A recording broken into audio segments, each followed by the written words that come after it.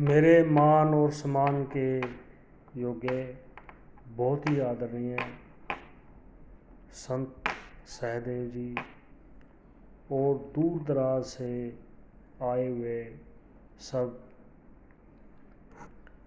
धार्मिक विचारों के महानुभव, आप लोगों ने भी मेरे को बोलने का समय दिया, तो उसके लिए मैं आप लोगों का धन्यवाद करता हूँ।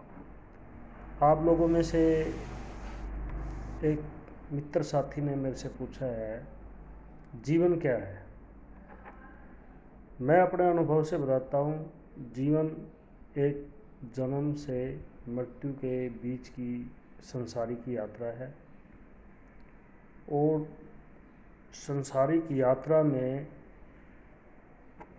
सबसे बड़ा रोल होता है वासना का।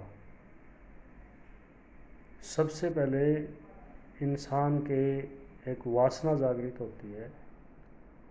वासना जितनी बड़ी होगी, आध्यात्मिक भी हो सकती है, राजनीतिक भी हो सकती है, व्यापारिक भी हो सकती है, पद प्रतिष्ठा की भी हो सकती है, वो इंसान पे खुद डिपेंड करता है उसकी वासना कैसी है।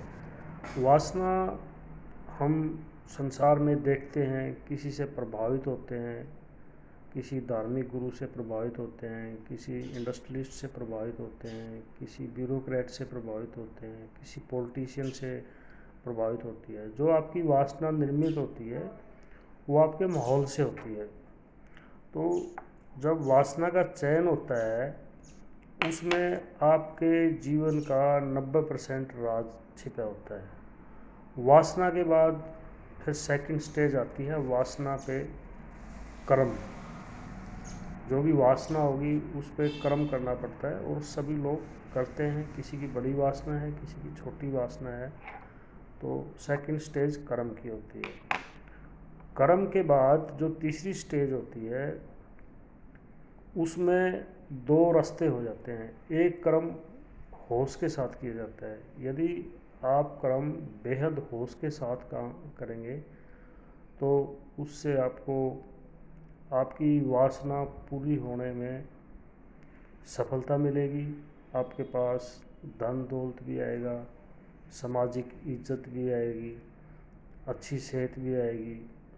मतलब जैसा आप वासना में आपने निर्मित की थी, होश के साथ किए हुए कर्म से उसकी यात्रा पूरी हो जाती है और आपका जीवन एक आइडल और इम्प्रेसिव जीवन की तरह रहता है इस संसार में। और यदि आपका वासना भी बहुत बड़ी है और आपका कर्म भी बहुत बड़ा है, आपने बहुत मेहनत लगन से कर्म किया है, पर उसमें जो कर्म यदि बेहोशी के साथ है, फिर दुख आएगा, तनाव आएगा, आपका जीवन छोटा रहेगा। आप जैसा आपने सोचा था ऐसा जीवन नहीं रहेगा, आप आइडल नहीं रहेंगे। इस धरती पे 700 करोड़ लोग हैं, इनमें से 10% लोग ही जो बेहद अच्छा जीवन जी के जाते हैं, शारीरिक तौर पे भी, मानसिक तौर पे भी और सामाजिक तौर पे भी। और 90% लोग अच्छी वासना के चयनित होने के बावजूद, पूरी मेहनत से कर्म करने के बावजूद बेहोशी के कारण फेलियर तक चले जाते हैं। बस मेरा तो इतना ही मानना है, ये मेरा अनुभव है। मैं भी एक बिल्कुल मिडिल क्लास देहात से बिलोंग किया था।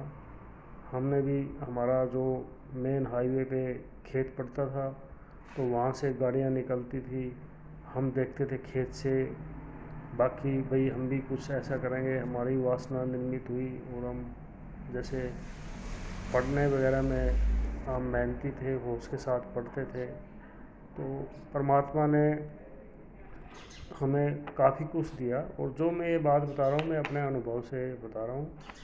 तो सभी धार्मिक महानुभावों का धन्यवाद, जिन्होंने मेरे को 2 मिनट का टाइम दिया था और मैंने आपका 4-5 मिनट का टाइम दिया। जय हो, नमस्कार, नमस्कार।